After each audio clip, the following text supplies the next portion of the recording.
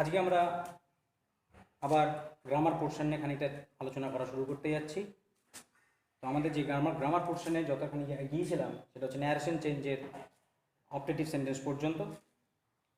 আজকের ভিডিওতে আমরা নেক্সট সেন্টেন্সের মধ্যে যাচ্ছি, যে সেন্টেন্সটা হচ্ছে ইন্টারোগেটিভ সেন্টেন্সেস। আমাদের দুটো বাক্য আর বাকি আছে, একটা হচ্ছে ইন্টারোগেটিভ সেন্টেন্স আর একটা হচ্ছে এক্সক্লেমেটরি সেন্টেন্স।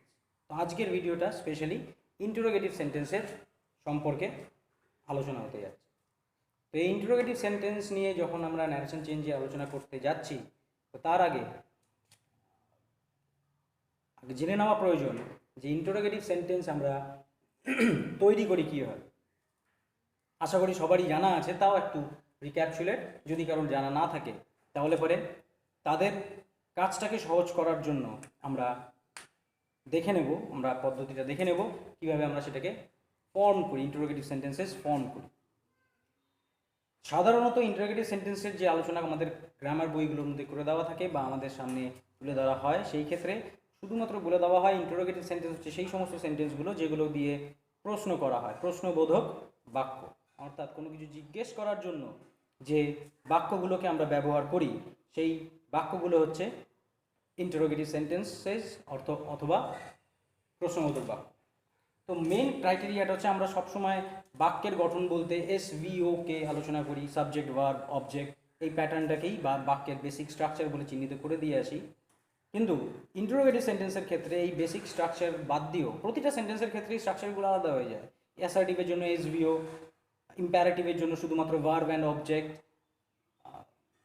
অপটেটিভ সেন্টেন্সের জন্য সেখানে আমরা SVO পাই কিন্তু মে মোডালটা সামনে চলে আসে।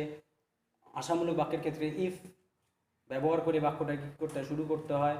তারপরে সাবজেক্ট যাই থাক না কেন, irrespective of the subject, be ভার্বের ক্ষেত্রে ওয়্যার আর হ্যাভ ভার্বের ক্ষেত্রে হ্যাডকে ব্যবহার করা হয়। বিভিন্ন ধরনের স্ট্রাকচার আমরা দেখেছি। ঠিক সেই রকমভাবেই ইন্টারোগেটিভ সেন্টেন্সেসেরও একটা স্ট্রাকচারের প্যাটার্ন আছে এবং সেই প্যাটার্নটাই আজকে আমরা খেয়াল করব। সবার প্রথমে আমরা অ্যাসার্টিভ সেন্টেন্সের যে স্ট্রাকচার অলরেডি করে এসেছি, সেই অ্যাসার্টিভ সেন্টেন্সের স্ট্রাকচার থেকে আমরা ইন্টারোগেটিভ সেন্টেন্সকে ফর্ম করব। কিন্তু কাজটা করা শুরু করার আগে এটাকে ভালো মতন খেয়াল রাখা প্রয়োজন বা মনে রাখা প্রয়োজন যে আমরা শুধুমাত্র স্ট্রাকচারটাকে তৈরি করতেছি। আমরা কিন্তু কোনো মতেই কোনো একটা সেন্টেন্সের ইন্টারোগেটিভ কোয়েশ্চেন বা তার কোয়েশ্চেনটা কী হবে সেটাকে বলছি না। গ্রামারে পরীক্ষায় যেটা আসে সেটা হচ্ছে কোনো একটা বাক্য দেওয়া থাকলো এবং বলা হয় ফ্রেম কোয়েশ্চেন। সেই ক্ষেত্রে এমন একটা প্রশ্ন করতে হবে যে প্রশ্নটা করলে পরে প্রশ্নপত্রে দিয়ে দেখা অ্যাসার্টিভ সেন্টেন্সটা হবে তার উত্তর। কিন্তু আমরা আজকে যেটা করতে যাচ্ছি সেটা কিন্তু কোনো মতেই সেই কাজটা না। আমরা যেটা করতে যাচ্ছি সেটা শুধুমাত্র স্ট্রাকচারটাকে অ্যাসার্টিভ থেকে কিসে পাল্টাবো, ইন্টারোগেটিভ। তো স্ট্রাকচারটাকে অ্যাসার্টিভ থেকে ইন্টারোগেটিভে পাল্টানোর জন্য সবার প্রথমে আমাদের একটা অ্যাসার্টিভ সেন্টেন্সের উদাহরণ নিতে হবে। উদাহরণটা একটা সহজ উদাহরণ নিচ্ছি, I am eating rice. First of all আমরা এই উদাহরণটা নিলাম এবং এই উদাহরণ নেওয়ার পরে আমরা কিছু কথা বলে নিই। কথাটা কি? ইন্টারোগেটিভ সেন্টেন্স তৈরি করার জন্য সবচেয়ে ইম্পর্টেন্ট যে বিষয়টা হচ্ছে সেটা হলো একটা নিয়ম। যে নিয়মের মারফতে আমরা পৃথিবীর যে কোনো ইন্টারোগেটিভ সেন্টেন্সের প্যাটার্নটাকে খুব সহজে অ্যাসার্টিভ থেকে তৈরি করতে পারো। এবং সেই নিয়মটা কি? জেনারেলি এই নিয়মটা আমি ভয়েস চেঞ্জ করার সময় আলোচনা করি, যেহেতু ন্যারেশন চেঞ্জের আগে ভয়েস চেঞ্জ হয়ে যায়। কিন্তু আমাদের এই ভিডিওতে আমরা শুধুমাত্র পার্ট ওয়াইজ যাচ্ছি, তো সেই কারণের জন্য আমি এই আলোচনাটা ন্যারেশন চেঞ্জের ক্ষেত্রেও করছি, পরবর্তীতে ভয়েস চেঞ্জ করার সময়ও আলোচনাটা করব, যাতে যদি কেউ শুধুমাত্র ভয়েস চেঞ্জের পার্ট দেখতে থাকে তার যাতে সেই ইন্টারোগেটিভ সেন্টেন্স তৈরি করার পদ্ধতিটা সম্পর্কে কোনো কনফিউশন না থাকে। তো যাই হোক, ফিরে আসছি ইন্টারোগেটিভ সেন্টেন্সের তৈরি করার পদ্ধতিতে। তো আমাদের যে নিয়মের কথাটা বলা হচ্ছে সেই নিয়মটা হচ্ছে ইন্টারোগেটিভ সেন্টেন্স তৈরি করার জন্য বাক্যে অবস্থিত প্রথম অক্সিলারি ভার্বকে সাবজেক্টের ঘরের আগে নিয়ে আসতে হয়। কি বললাম? বাক্যে অবস্থিত প্রথম অক্সিলারি ভার্বকে সাবজেক্টের ঘরের আগে নিয়ে আসতে হয়। আমরা যে কোনো বাক্যের সাবজেক্টের বা সেন্টেন্সের প্যাটার্ন আমরা জানি SVO, অর্থাৎ যে কোনো বাক্যের মধ্যে বাক্যের শুরুর ঘরটা হয় সাবজেক্টের, এখানে সাবজেক্টও বসতে পারে, অবজেক্টও বসতে পারে, এনিবডি। মাঝখানের ঘরটা হয় ভার্বের, যেখানে শুধুমাত্র ভার্বই বসবে, এবং শেষের ঘরটা হয় অবজেক্টের, যেখানে সাবজেক্টও বসতে পারে, অবজেক্টও বসতে পারে। কিন্তু মাঝখানের যে ঘরটা, যেটা নাকি ভার্ব, সেই ভার্বটা একটা মাত্র শব্দ দিয়েও গঠিত হতে পারে, আবার একাধিক শব্দ দিয়েও গঠিত হতে পারে। যদি একটা শব্দ দিয়ে গঠিত হয় তাহলে পরে সেক্ষেত্রে তাকে ভার্ব বলাই যায়, একটা শব্দ, ওয়ার্ড। কিন্তু যদি একাধিক শব্দ হয়ে যায় তাহলে সেটাকে জেনারেলি গ্রামারের ভাষায় শুধুমাত্র ভার্ব না বলে তাকে বলতে হয় ভার্বাল গ্রুপ। তারা ভার্বাল গ্রুপ, তারা একটা গ্রুপ হিসেবে কাজ করে একই কাজের কথাকে কি করার চেষ্টা করছে, ব্যাখ্যা করার চেষ্টা করছে। তাহলে ভার্বাল গ্রুপ যখন হবে তখন একাধিক শব্দ ওর মধ্যে, একাধিক ভার্ব ওর মধ্যে নিযুক্ত অবস্থায় থাকবে ভার্বের কাজ করার জন্য। আর সঙ্গে সঙ্গে আমরা বাক্যের মধ্যে মেইন ভার্বকে পাবো, বাক্যের মধ্যে অক্সিলারি ভার্বকে পাবো। ফর এক্সাম্পল, উপরে যে বাক্যটা, এই বাক্যটার মধ্যে আমি দেখতে পাচ্ছি এখানে ভার্ব বলতে বোঝাচ্ছে ভার্বাল গ্রুপ, দুটো ভার্ব আছে, একটা বি ভার্ব আর একটা কি ইট ভার্ব। সাবজেক্ট হচ্ছে আই আর অবজেক্ট হচ্ছে রাইস। তাহলে আমি ভাত খাচ্ছি, এই বাক্যটার মধ্যে প্রশ্ন যদি করা হয় ভার্বকে কে দিয়ে প্রশ্ন করলে পরে বাক্যের থেকে সাবজেক্ট পাওয়া যায়। কে খাচ্ছি? আমি খাচ্ছি, বাক্যের থেকে। তো দেয়ারফর আই হচ্ছে সাবজেক্ট। বাক্যের মধ্যে থাকা ভার্বকে যদি আমি কি এবং কাকে দিয়ে প্রশ্ন করি, দুটো প্রশ্ন করতে হবে, কেন একটা বাক্যে একাধিক অবজেক্ট থাকতে পারে। একাধিক মানে দুটো অবজেক্ট থাকতে পারে। কি খাচ্ছি? উত্তর পেলাম রাইস, ভাত। কাকে খাচ্ছি? সাধারণ বাঙালিরা উত্তরে বলবে ভাতকে খাচ্ছি। কিন্তু কাকে দিয়ে প্রশ্ন করলে পরে সাধারণত আমরা উত্তর হিসেবে একটা মানুষকে খোঁজার চেষ্টা করি। তো গ্রামার নিয়ে যখন চিন্তা করতেছি তখন কাকে দিয়ে প্রশ্ন করার সময় খেয়াল রাখতে হবে আমি উত্তরটাকে খুঁজবো, হয় কাকে দিয়ে প্রশ্ন করলে পরে উত্তর খুঁজবো মানুষ, আর যদি কি দিয়ে প্রশ্ন করা হয় তাহলে উত্তর হিসেবে খুঁজবো হয় জড়বস্তু, না হলে পরে নিম্ন শ্রেণীর প্রাণী। তো anyways, that is my subject, that is my object. কিন্তু আমার ভার্বটা কি? খাচ্ছি, যেটাকে ইংরেজিতে অ্যাম ইটিং দিয়ে কি করা হয়েছে, ব্যাখ্যা করা হয়েছে। আর এই বাক্যটার মধ্যে এই ইট ভার্বটা হচ্ছে আমার মেইন ভার্ব। তো স্বাভাবিকভাবে অ্যামটা হচ্ছে আমার কি অক্সিলারি ভার্ব। যেহেতু বাক্যের মধ্যে অক্সিলারি ভার্ব আছে এবং একটাই অক্সিলারি ভার্ব আছে, তাহলে সেটাই আমার প্রথম, সেটাই আমার দ্বিতীয়, সেটাই আমার তৃতীয়, যাই বলি না, সেটাই প্রথম সেটাই শেষ, একটাই তো আছে। তাহলে এই বাক্যটাকে যদি আমাকে ইন্টারোগেটিভ সেন্টেন্সের স্ট্রাকচারে পাল্টাতে হয় তাহলে সেই ক্ষেত্রে আমার স্ট্রাকচারটা কি হবে? নিয়ম অনুযায়ী বাক্যে অবস্থিত প্রথম অক্সিলারি ভার্বকে সাবজেক্টের ঘরের আগে নিয়ে আসতে হবে। অর্থাৎ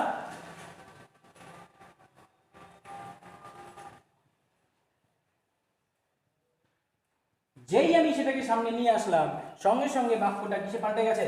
ইন্টারোগেটিভ সেন্টেন্সে পাল্টে গেছে। কিন্তু যদি বাক্যের মধ্যে একাধিক অক্সিলারি ভার্ব থাকে, একাধিক অক্সিলারি ভার্ব অর্থাৎ আমি বাক্যের মধ্যে দিলাম I have been eating rice for 10 minutes. I have been eating rice for 10 minutes. Present perfect continuous tense. এই বাক্যটাতে সাবজেক্ট দেখতে পাচ্ছি, অবজেক্ট দেখতে পাচ্ছি, প্রিপোজিশনাল অবজেক্ট বা অ্যাডভার্বিয়াল ফ্রেজ যে নামে চিহ্নিত করি না কেন সেটাও দেখতে পাচ্ছি, আর মাঝখানে থাকা ভার্বাল গ্রুপকে দেখতে পাচ্ছি, এটাকে আমি ভার্ব বলে চিহ্নিত করছি। আর এই ভার্বাল গ্রুপের মধ্যে ইট হচ্ছে আমার মেইন ভার্ব, আর বি ভার্বের একটা হচ্ছে অক্সিলারি, হ্যাভ ভার্ব এই ক্ষেত্রে একটা হচ্ছে অক্সিলারি। তাহলে এই দুটো অক্সিলারি ভার্ব বাক্যের মধ্যে এখানে দুটো অক্সিলারি আছে, কিন্তু আমার নিয়ম অনুযায়ী প্রশ্নবোধক বাক্য তৈরি করার জন্য আমাকে প্রথম অক্সিলারিকে সাবজেক্টের ঘরে আগে আনতে হবে। তো সেই ক্ষেত্রে আমাকে দেখে নিতে হবে এর মধ্যে কোনটা প্রথম আর কোনটাই বা দ্বিতীয়। দেখতেই পাচ্ছি এটা প্রথম অক্সিলারি, তো স্বাভাবিকভাবে আমি শুধুমাত্র কাকে আগে আনবো? হ্যাভকে আগে আনবো। আমি কখনোই হ্যাভ বিনকে কি করবো না, সাবজেক্টের ঘরের আগে আনবো না। শুধুমাত্র প্রথম অক্সিলারি ভার্বকেই আমি সাবজেক্টের ঘরে আগে নিয়ে আসলে পরে বাক্যটা অ্যাসার্টিভ সেন্টেন্সের থেকে ইন্টারোগেটিভ সেন্টেন্সের স্ট্রাকচারে পরিণত হয়ে যাবে। পৃথিবীর যে কোনো অ্যাসার্টিভ সেন্টেন্সকে যদি তোমাকে ইন্টারোগেটিভ সেন্টেন্সের স্ট্রাকচারে পাল্টাতে হয় তাহলে সেক্ষেত্রে অবশ্যই এই প্রথম অক্সিলারিকে সাবজেক্টের ঘরে আগে নিয়ে যেতে হবে। আশা করি আমার কথাটা বোঝা গেছে।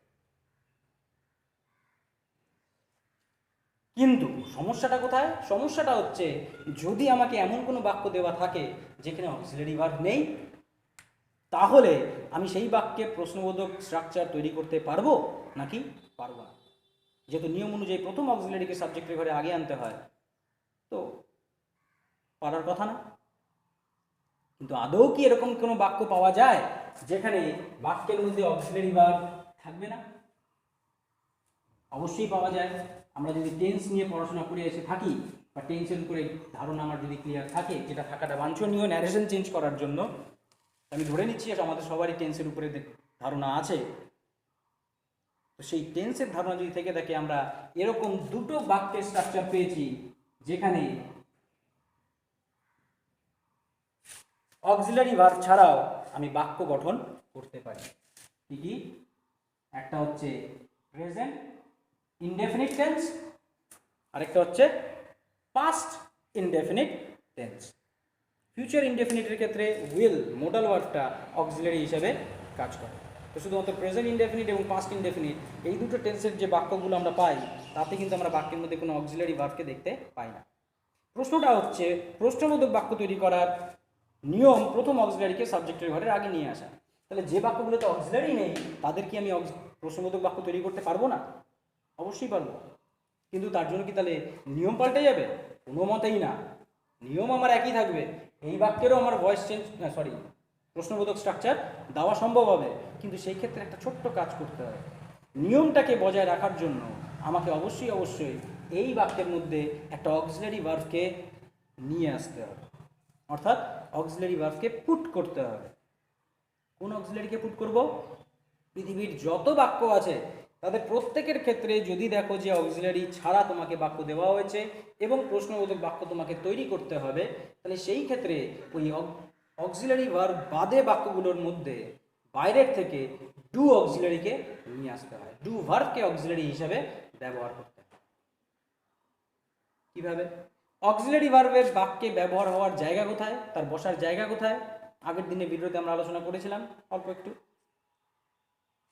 অক্সিলারি ভার্ব বাক্যের মধ্যে কোথায় বসে?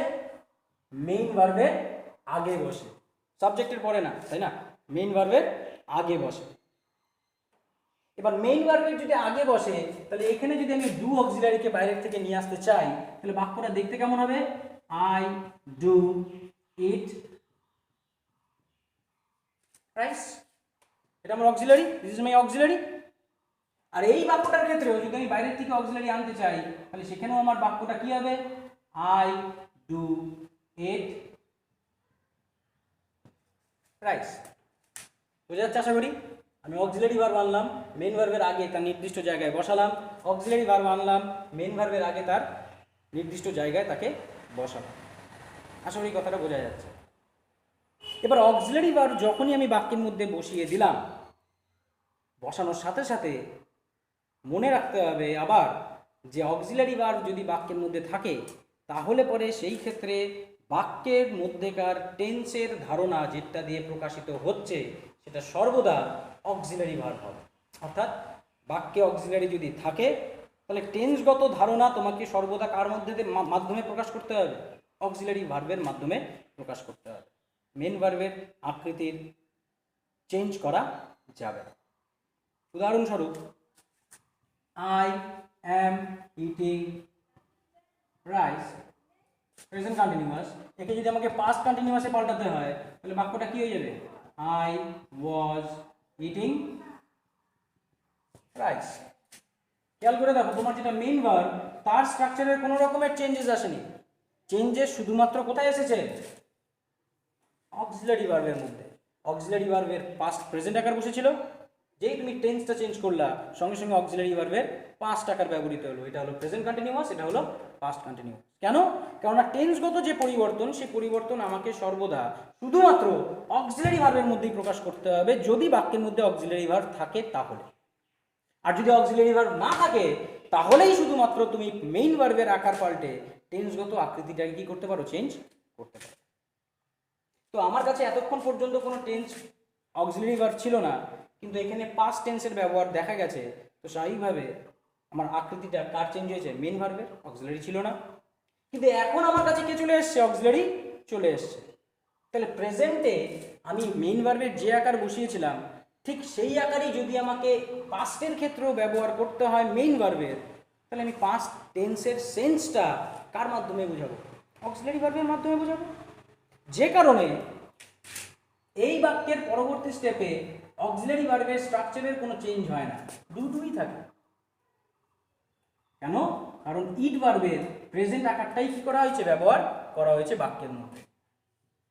কিন্তু পাস্ট ইনডেফিনিট টেন্সে ডু ভার্বের আকৃতিটাকে পাস্ট টেন্সে ব্যবহার করতে হয়, কারণ মেইন ভার্বের পাস্ট আকারে পরিবর্তন করার মধ্যে দিয়ে পাস্ট ইনডেফিনিট টেন্সকে বোঝানোর চেষ্টা করা হয়েছে।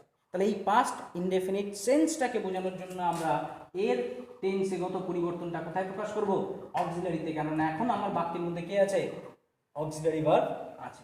তো সেই জন্য বুঝবে কি, দুটা চেঞ্জ হয়ে বসবে ডিড। আমি টেন্স চেঞ্জ চিনিয়ে দিয়েছি, যেটা পাস্ট টেন্সের বাক্য, এবং এখানে টেন্স চিনিয়ে দেওয়ার কারণে এখানে আমি আবার ভার্বের কোন আকার বসাবো, প্রেজেন্ট আকারটাকেই ব্যবহার করব। ঠিক যা প্রেজেন্ট আকারে বসেছিল ঠিক সেই আকারটাকেই আমি এখন ব্যবহার করব। দুটো একসাথে আমি পাস্ট আকার ব্যবহার করতে পারবো। এখানে পাস্ট আকার ব্যবহৃত হয়েছিল টেন্স চেনানোর জন্য, আমি টেন্স চেনানোর কাজ অলরেডি কোথায় দেখিয়ে দিয়েছি, অক্সিলারিতে। তো সুতরাং আমার আর মেইন ভার্বের টেন্স চেনানোর কোনো প্রয়োজন নেই। মেইন ভার্বের আমি কোন আকার বসাবো, প্রেজেন্ট আকারটাকেই ব্যবহার করব। আর আমার অবজেক্ট যেটা আছে সেটা তো আমার বাক্যের মধ্যে থেকেই যাবে। তাহলে যদি আমাকে এমন কোনো বাক্য দেওয়া হয় যে বাক্যগুলোর মধ্যে অক্সিলারি ভার্ব থাকে না, তাহলে সেই ক্ষেত্রে প্রশ্নবোধক বাক্য তৈরি করার জন্য প্রশ্নবোধক বাক্য তৈরি করার নিয়ম চেঞ্জ হবে না। চেঞ্জ কি করতে হবে, বাক্যের মধ্যে বাইরের থেকে একটা অক্সিলারি ভার্বকে নিয়ে আসতে হবে। প্রতি ক্ষেত্রে এই জাতীয় বাক্যের অক্সিলারি ভার্ব হিসাবে বাইরের থেকে আমরা শুধু ডু ভার্বকেই নিয়ে আসবো। ডু ভার্ব আনলাম, প্রেজেন্ট আকার বসে আছে, তো ডু ভার্বের আকৃতির কোনো চেঞ্জ হলো না। এখানে পাস্ট আকার বসে আছে, তাহলে ডু ভার্বটাকে পাস্ট আকারে বসালাম, তাহলে পরে মেইন ভার্বের প্রেজেন্ট আকার বসলো। তারপরে যখন আমার বাক্যটা আমার চোখের সামনে চলে এসছে, এবার আমি বাক্যটাকে কিসে পাল্টাবো, প্রশ্নবোধক বাক্যে পাল্টাবো।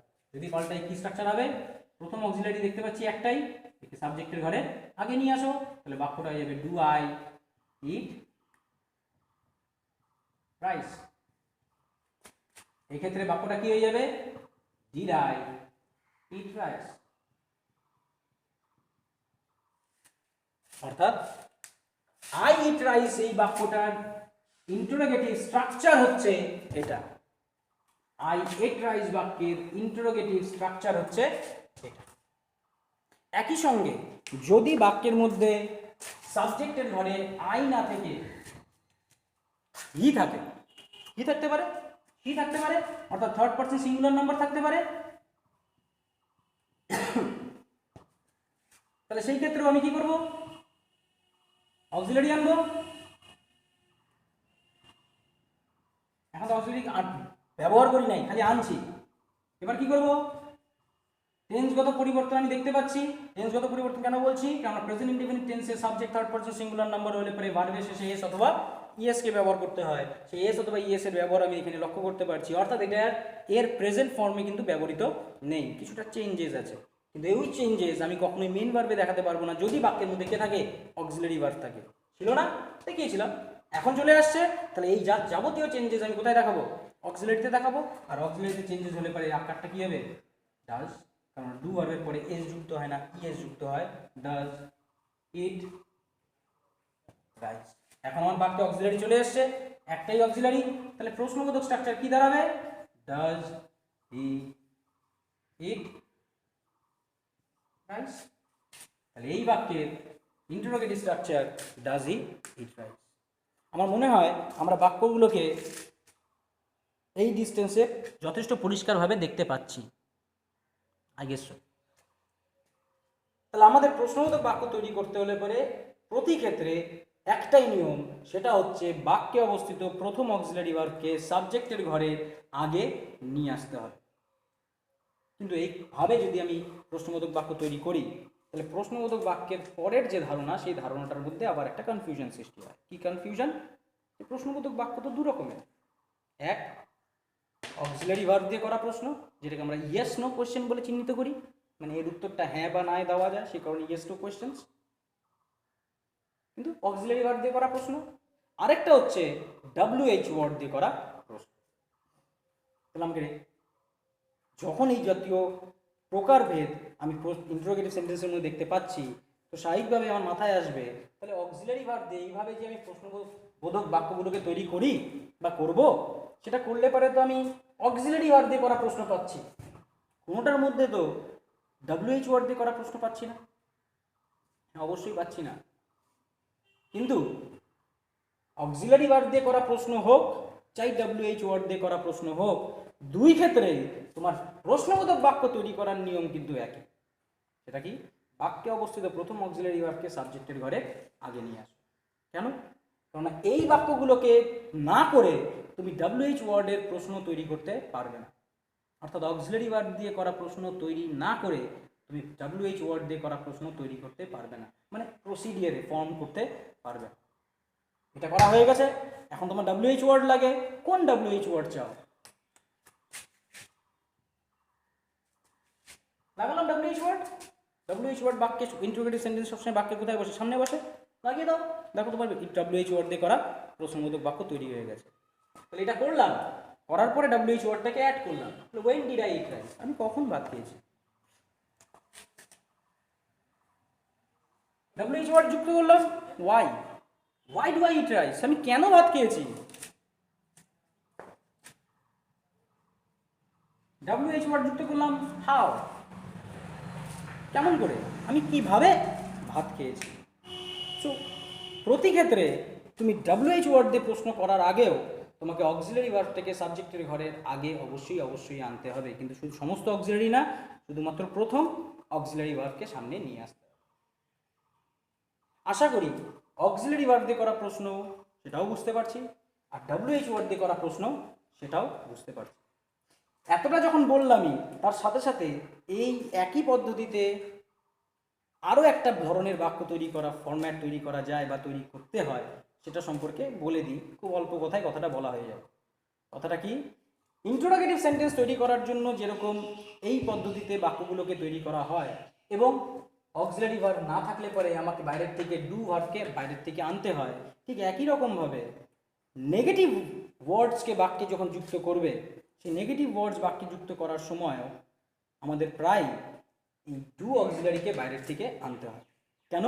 কারণ নেগেটিভ ওয়ার্ডস, নট এই শব্দটা বাক্যের মধ্যে ভার্বের পরে যদি ব্যবহার করতে হয়, তাহলে সেটা কিন্তু অবশ্যই প্রথম অক্সিলারি ভার্বের পরেই ব্যবহৃত হবে। অর্থাৎ একটা বাক্যের মধ্যে নট তুমি ডাইরেক্ট ব্যবহার করতে পারবে না। আই ইট রাইস নেগেটিভ বানাও, I not eat rice, I it not rice হবে না। কি বানতে হবে? I do not eat rice. অর্থাৎ নাবাচক শব্দটাকে কোথায় ব্যবহার করতে হবে? প্রথম অক্সিলারি ভার্বের পরে। নাবাচক শব্দটাকে কোথায় ব্যবহার করতে হবে? প্রথম অক্সিলারি ভার্বের পরে। নাবাচক শব্দটাকে কোথায় ব্যবহার করতে হবে? প্রথম অক্সিলারি ভার্বের পরে। একই রকমভাবে যে বাক্যগুলোতে অক্সিলারি আছে সেখানে আমাকে দেখে নিতে হবে কোনটা প্রথম অক্সিলারি, তারপরেই তুমি সেক্ষেত্রে নাবাচক শব্দগুলোকে ব্যবহার করবে। প্রশ্ন করার সময় নাবাচক শব্দ যুক্ত অবস্থায় প্রথম অক্সিলারিকে সামনে নিয়ে যাও, তাও করতে পারো। নাবাচক শব্দটা যেখানে বসে আছে সেখানেই থাকুক, শুধুমাত্র প্রথম অক্সিলারিকে সামনে নিয়ে যাও, সেটাও করতে পারো। কিন্তু অক্সিলারি ভার্বকে বাক্যের মধ্যে অবশ্যই থাকতে হবে যদি তোমাকে প্রশ্নবোধক বাক্য বা নাবাচক বাক্যকে তৈরি করতে হয়। বোঝা যায় আশা করি? তাহলে আমরা কতদূর পর্যন্ত পৌঁছালাম? যে ইন্টারোগেটিভ সেন্টেন্স যদি তোমাকে তৈরি করতে হয়, তাহলে সেই ক্ষেত্রে বাক্যের মধ্যে প্রথম অক্সিলারিকে নিয়ে এসে প্রয়োজনে তাকে সাবজেক্টের ঘরে আগে নিয়ে যেতে হবে। আর যদি আগের থেকে অক্সিলারি ভার্ব থাকে, তাহলে সেই প্রথম অক্সিলারিকে সাবজেক্টের ঘরে আগে নিয়ে যেতে হবে।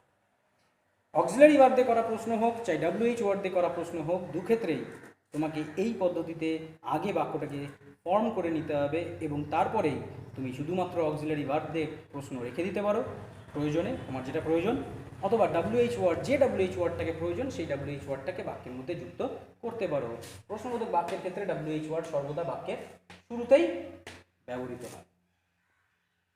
এবার প্রশ্নটা হচ্ছে, তাহলে এদের মানেটা কিভাবে চেঞ্জ হয়? একই বাক্য শুধুমাত্র WH ওয়ার্ডটা যুক্ত করে দিলাম, তাহলে পরে মানে একরকম, আর এটার ক্ষেত্রে একরকম কিভাবে হয়?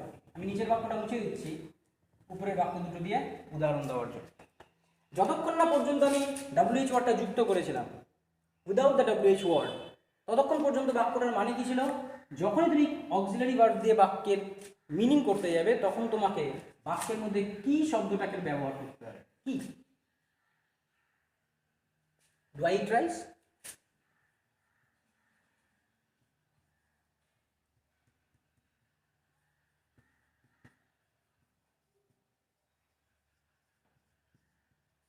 আমি কি ভাত খাই? Did I eat rice?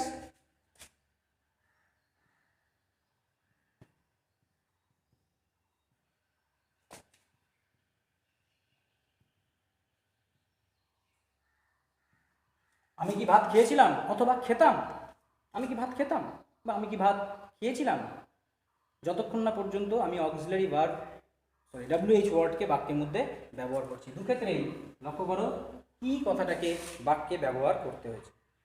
আর যে মুহূর্তে তুমি WH ওয়ার্ডটাকে যুক্ত করলে সঙ্গে সঙ্গে ওই কি শব্দটার পরিবর্তে যে WH ওয়ার্ড ব্যবহার করছো সেই WH ওয়ার্ডের মানেটাকে বাক্যের মধ্যে যুক্ত করতে হবে। ভেরি সিম্পল ছিল আমি কি ভাত খাই, এখানে আসছে ওয়াই অর্থাৎ কি, কেন। প্রশ্নটা হবে আমি কেন ভাত খাই।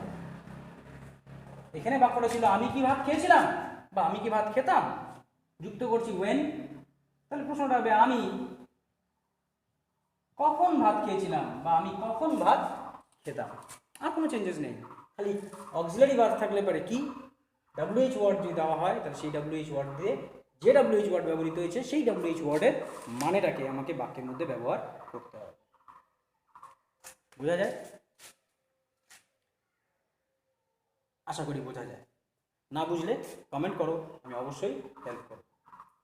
কিন্তু সমস্যা এক জায়গায় আবার, সমস্যাটা কি, অন্যান্য WH ওয়ার্ডগুলো নিয়ে তো কোনো প্রবলেম নেই, যেখানে প্রত্যেকটা WH ওয়ার্ডের মানে কি এর থেকে আলাদা, কিন্তু একটা WH ওয়ার্ড আছে যার মানেটা কি। খুব মজাদার প্রশ্ন, হোয়াট মানে কি, তাই না? It may be answer, it may be an answer, it may be a question. What মানে কি, তো হোয়াট মানেটাই হচ্ছে কি কি।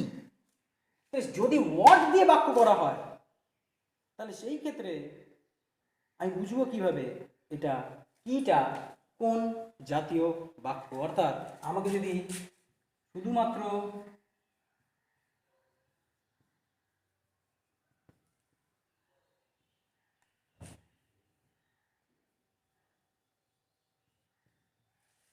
এই প্রশ্নটা লিখে দেওয়া হয়, মুখে বলা হলো না, লিখে দেওয়া হয়, তাহলে পরে আমি বুঝবো কিভাবে এটা কোন জাতীয় প্রশ্ন। এটা কি অক্সিলারি ভার্ব দিয়ে করা প্রশ্ন নাকি WH ওয়ার্ড দিয়ে করা প্রশ্ন। যদি লিখে দিয়ে দেওয়া হয় তাহলে সেই ক্ষেত্রে শুধুমাত্র এই বাক্যটা দেওয়া থাকলে পরে আমরা কখনোই বলতে পারবো না যে এটা অক্সিলারি ভার্ব দিয়ে করা প্রশ্ন, WH ওয়ার্ড দিয়ে করা প্রশ্ন। হ্যাঁ, যদি আমাকে একটা প্যাসেজ দিয়ে দেওয়া হয়, তার একটা সিচুয়েশন তৈরি করে দেওয়া হয়, তারপরে এই প্রশ্নটা করা হয়, তাহলে হয়তো আমাদের পক্ষে বলা সম্ভব যে এটা অক্সিলারি ভার্ব দিয়ে করা প্রশ্ন নাকি WH ওয়ার্ড দিয়ে করা প্রশ্ন। কেন? তার কারণ যদি প্যাসেজ দেওয়া থাকে তাহলে আমাদের কাছে একটা প্যাসেজের মিনিং থাকবে, সেই মিনিংয়ের উপর ডিপেন্ড করে কোন জাতীয় প্রশ্ন করা হতে পারে সেটাকে আমরা বিবেচনা করে বলতে পারবো এটা অক্সিলারি ভার্ব দিয়ে করা প্রশ্ন আর এটা WH ওয়ার্ড দিয়ে করা প্রশ্ন। কিন্তু যদি শুধুমাত্র একটা বাক্য দিয়ে বলা হয় এটা কি জাতীয় প্রশ্ন, তাহলে সেটা বলা সম্ভব না, কারণ এই প্রশ্নটা অক্সিলারি এবং WH এই দুটোর মধ্যে পার্থক্য একমাত্র বলার ভঙ্গিমার উপর ডিপেন্ড করছে, এবং বলার ভঙ্গিমার উপর এই দুটো বাক্যের মিনিংও চেঞ্জ হয়ে যাবে। কত রকমভাবে বলতে পারি আমরা এই প্রশ্নটাকে প্রশ্নের মতো করে। এক, আমি কি ভাত খাই, আর দুই, আমি কি ভাত খাই।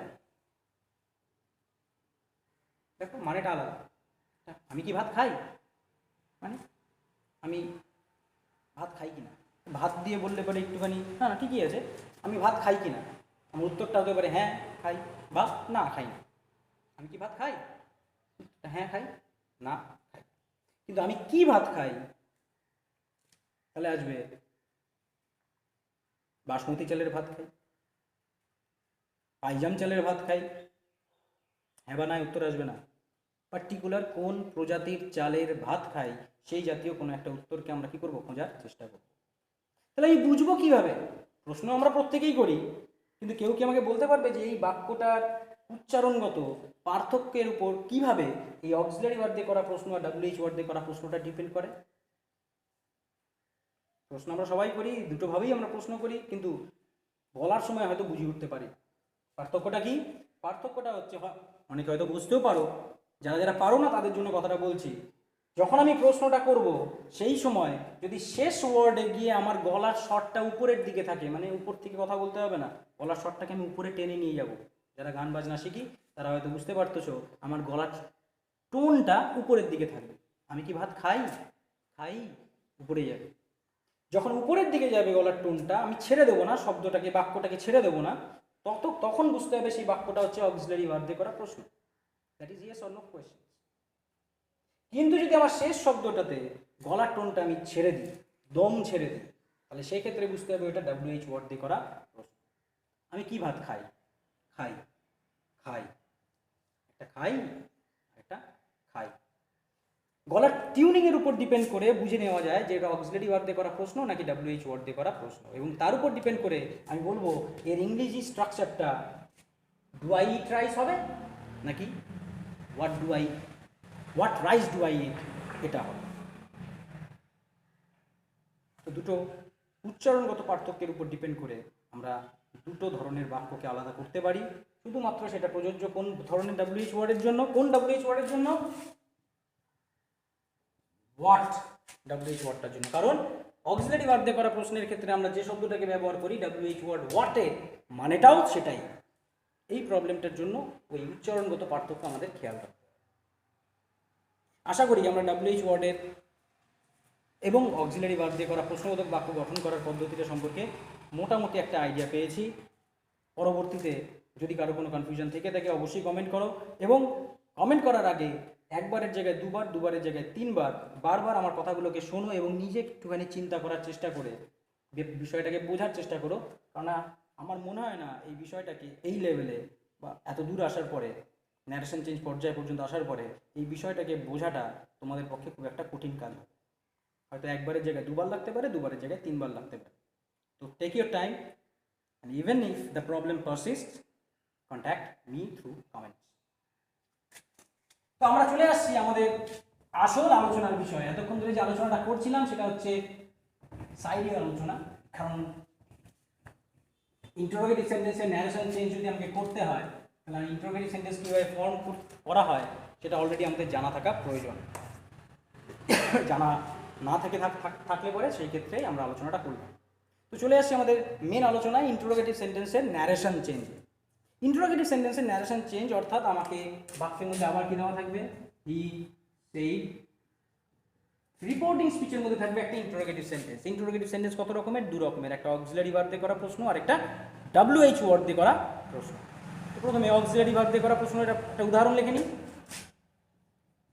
আর ইউ কি বলবো, রাইটিং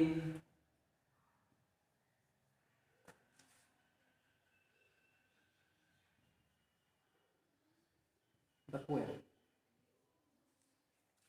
আচ্ছা, are you writing the poem, একবার তো আমরা প্রেজেন্ট কন্টিনিউয়াস দিয়ে বাক্য করলাম, তাহলে এবার একটুখানি অন্য একটা টেন্স নিই।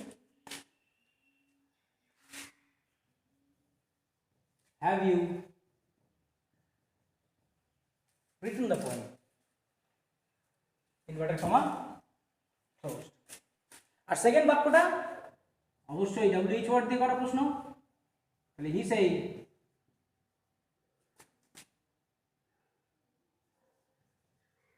what have you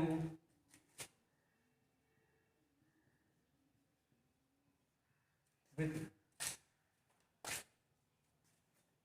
তাহলে একটা অক্সিলারি ভার্ব দিয়ে করা প্রশ্ন আর একটা WH ওয়ার্ড দিয়ে করা প্রশ্ন। প্রথম প্রশ্নটা হি সেই have you written the poem, তুমি কি কবিতাটা লিখেছো? আর দ্বিতীয় প্রশ্নটা হচ্ছে হোয়াট হ্যাভ ইউ রিটেন, তুমি কি লিখেছো? দুটো প্রশ্ন করা হলো। উদাহরণ নিচে আমি ওয়ার্ড দিয়ে, যাতে কথাটা বোঝা সুবিধা হয়। একটা টোন উপরের দিকে, একটা টোন নিচের দিকে। তাহলে এই যে আমরা দুটো বাক্য নিলাম, এখন আমাদের কাজ হচ্ছে কি? ন্যারেশন চেঞ্জ করা। ন্যারেশন চেঞ্জ করার বেসিক মেইন যে কাজ, সেই কাজটা কি অলরেডি আমরা করে এসেছি। তার থেকে এতটুকু আমরা ডিভিয়েট করব না, এবং এই একই পদ্ধতি ফলো করে আমরা এই বাক্যটার থেকে ক্লজ লিঙ্কার পর্যন্ত আমরা কি করবো? এগিয়ে যাব। এবং সেই ক্ষেত্রে আমি দেখতে পাচ্ছি রিপোর্টিং স্পিচের বাক্যটা ইন্টারোগেটিভ সেন্টেন্স। তো সুতরাং রিপোর্টিং স্পিচকে দেখে আমি কাকে ব্যবহার করবো? রিপোর্টেড ভার্বকে। রিপোর্টিং ভার্বের জায়গায় সেইড আছে, সে ভার্ব আছে। প্রশ্ন করা হয়েছে, প্রশ্ন করলে পরে আমরা কি ব্যবহার করবো? আস্ক। করানো হয়েছে, আগলা মাস, এক নম্বর বাক্যের অ্যান্সার। আস্ক ভার্বের এটা বসে আছে 5 টাকার, তাহলে এখানে আমি কি ব্যবহার করবো? 5 টাকার। কে জিজ্ঞেস করেছিল? সে জিজ্ঞেস করেছিল। সম্পূর্ণ বাক্যের বক্তা আমি, এইটুকু অংশের বক্তা সে, সম্পূর্ণ বাক্যের বক্তা আমি হওয়ায় আমি তাকে সে বলে সম্বোধন করেছিলাম, এখনো নিশ্চয়ই তাকে আমি কি বলে সম্বোধন করব, সে বলেই সম্বোধন করব। তাহলে হি থেকে গেল, হি আস্কড। কথা ক্লিয়ার? 2 নম্বর বাক্যের ক্ষেত্রেও ঘটনাটা একই, প্রশ্নবোধক বাক্য, তো সেই কারণে আস্ক, পাস্ট আকার, তো সুতরাং আস্কড।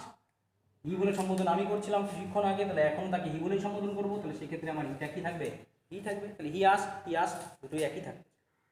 সেটা অক্সিলারি ভার্ব দিয়ে করার প্রশ্ন হোক, সেটা WH ওয়ার্ড দিয়ে করা প্রশ্ন হোক।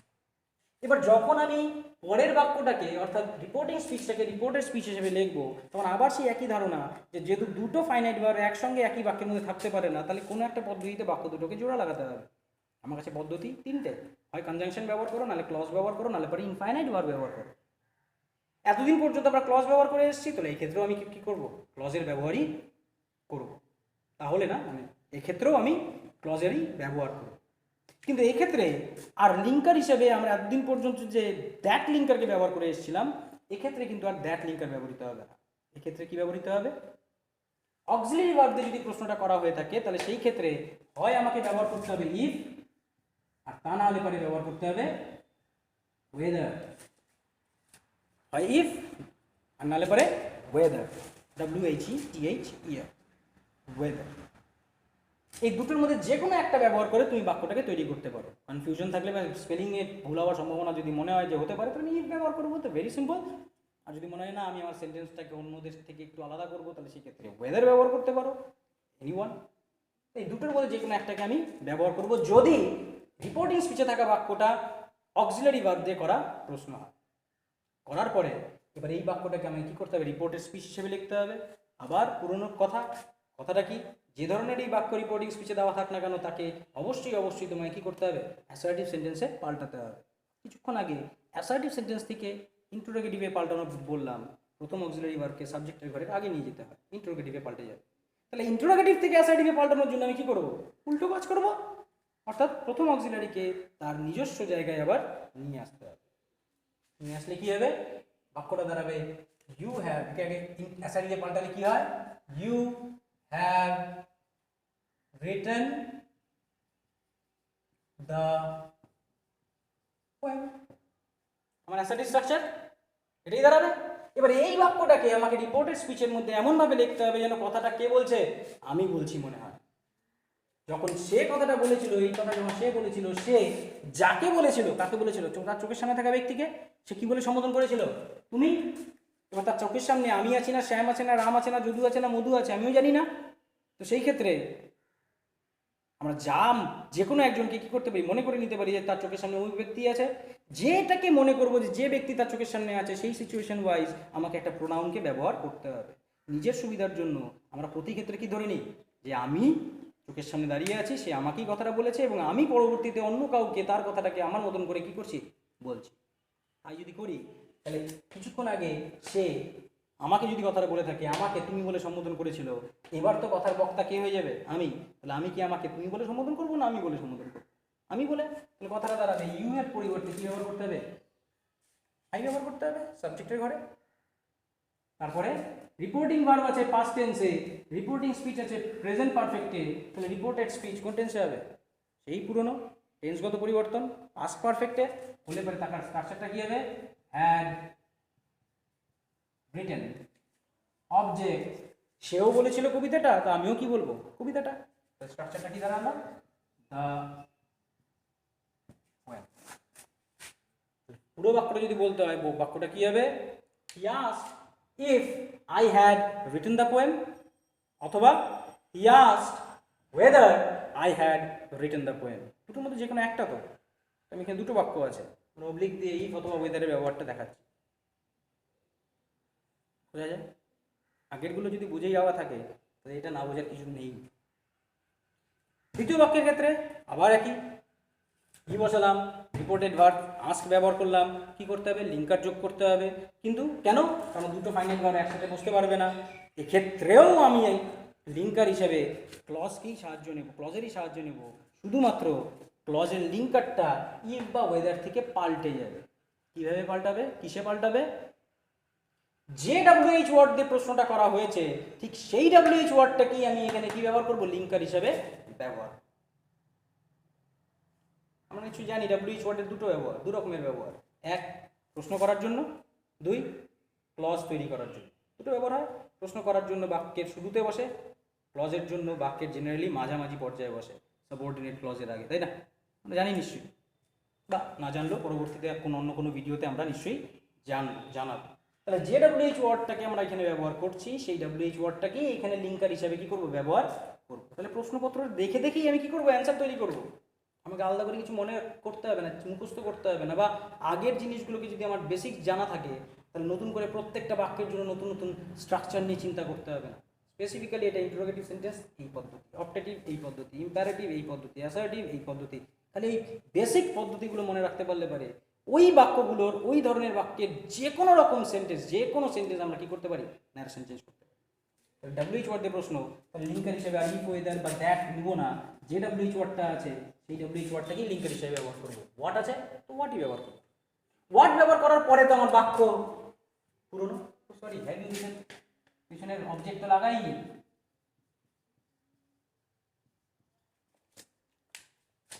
হোয়াট বন্ধ করে দিলে পারে, এবার হোয়াট তো বসিয়ে দিয়েছি, তাহলে পরে থাকলো কি, have you written the poem. আবার তো আগের বাক্যটা হয়ে গেছে, তাই তো হয়। অক্সিলারি ভার্ব দিয়ে করা প্রশ্নের আগেই তো শুধুমাত্র কে বসে WH ওয়ার্ড, আর এবার WH ওয়ার্ডটাকে আমি লিঙ্কার হিসেবে বসিয়ে দিয়েছি। তাহলে এই বাক্যটাকে আমাকে কিসে পাল্টাতে হবে, আবার সেই অ্যাসার্টিভ সেন্টেন্সে। কারণ আমাকে যে কোনো ধরনের বাক্য রিপোর্টিং স্পিচে থাক না কেন, তাকে অবশ্যই কাকে কোথায় পাল্টাবো, অ্যাসার্টিভে। অ্যাসার্টিভে পাল্টালে কি হবে, you have written the poem. You have written the poem যদি আমি বাক্যের মধ্যে ব্যবহার করি, অ্যাসার্টিভ সেন্টেন্স স্ট্রাকচার হয়। এবার এই কথাটার বক্তা কে ছিল, সে তার চোখের সামনে থাকা ব্যক্তিকে, অর্থাৎ আমাকে, নিজের সুবিধার জন্য ধরে নিলাম, আমাকে ধরে বলছিল কি ইউ। এবার কথার বক্তাকে আমি, তাহলে আমি যদি কথার বক্তা হয় তাহলে পরে আমি কি বলবো, আই, নিজেকে বলবো আই। টেন্সটা ছিল প্রেজেন্ট পারফেক্ট টেন্স, এই প্রেজেন্ট পারফেক্ট টেন্স, রিপোর্টিং ভার্বটা আছে কি পাস্ট টেন্সে, তাহলে চেঞ্জ হয়ে যাবে কিসে, পাস্ট পারফেক্টে। অবজেক্ট যা ছিল সেটাই থাকবে। তাহলে বাক্যটা কিসে পরিণত হয়ে গেল, বাক্যটা পাল্টে গেল। He asked what I had, ও এই না বারবার ভুলভাল বলছি, এখানে তো হোয়াট দিয়ে প্রশ্ন করছি, তাহলে দ্য পোয়েম তোমার answer, what I had written. তাহলে পোয়েম কি আর লাগবে, পোয়েম আর লাগবে না, বাক্যটা কি থাকবে, হোয়াট আই হ্যাড রিটেন।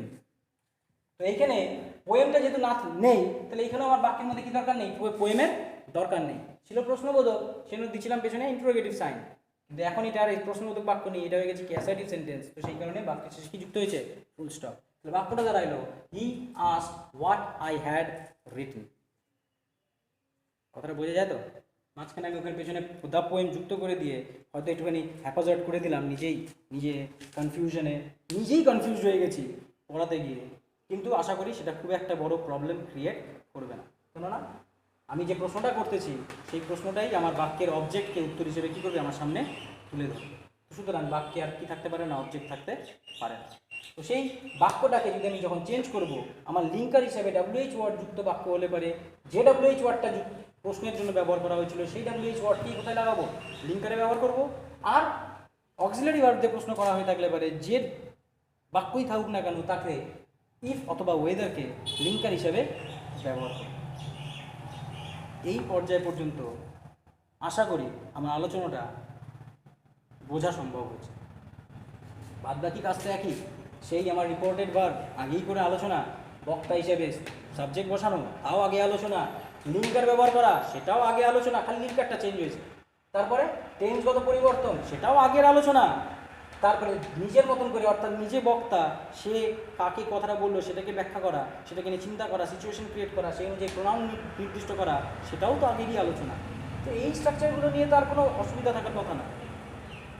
পদ্ধতি আমাদের অ্যাসার্টিভেরও যা, ইম্প্যারেটিভেরও তাই, অপটেটিভেরও তাই, ইন্টারোগেটিভেরও তাই, এবং ভবিষ্যতে এক্সক্লেমেটরি সেন্টেন্সেরও কী হবে, একই হবে। কিন্তু শুধুমাত্র লিঙ্কার চেঞ্জ, রিপোর্টেড ভার্বটাকে আমাকে কী করতে হয়, চেঞ্জ করতে হয়। ছোটো ছোটো এই চেঞ্জেসগুলো খালি মনে রাখতে পারলে পারে প্রত্যেকটা বাক্যের ন্যারেশন চেঞ্জে খুব একটা কঠিন কাজ কিন্তু না। তো আশা করি আমাদের এই ইন্টারোগেটিভ সেন্টেন্সের ন্যারেশন চেঞ্জ আমরা সবাই বুঝতে পারবো। তো আবারও না বুঝলে অবশ্যই কমেন্ট। আমি বিগত ভিডিওগুলোতে যারা দেখেছি, আমার সাবস্ক্রাইবার সংখ্যা যথেষ্ট বেড়ে গেছে ঠিকই, কিন্তু কমেন্টস পাচ্ছি না।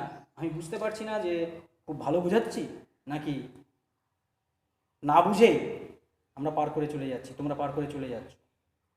তো এটা আমার পক্ষে বোঝা সম্ভব হচ্ছে না। কিন্তু আমার মনে হয় না এটা কোনোদিনও সম্ভব যে একবার একটা জিনিস বলে দিলাম তো সেই জিনিসটা সবাই, যতজন আছে সবাই সব কিছু বুঝে যাচ্ছে। আমার মনে হয় না সেটা সম্ভব। আর যদি এরকম হতো যে কেউ হয়তো ভিউ করেনি বা দেখেনি, তাহলে পরে তাদের এটা বোঝা, দেখেনি যেহেতু বোঝেনি, এটা এরকমও চিন্তা করতে পারি না, কারণ এখনই অলরেডি আমার কাছে দেখছি প্রায় 100-150টার কাছাকাছি ভিউ হয়ে গেছে। তো যদি ভিউ হয়ে থাকে, যদি না বুঝে থাকো, তাহলে অবশ্যই অবশ্যই প্রশ্ন করো। আর যদি বুঝে থাকো তাহলে well and good, very good. এরপরেও যদি প্রশ্ন না আসে।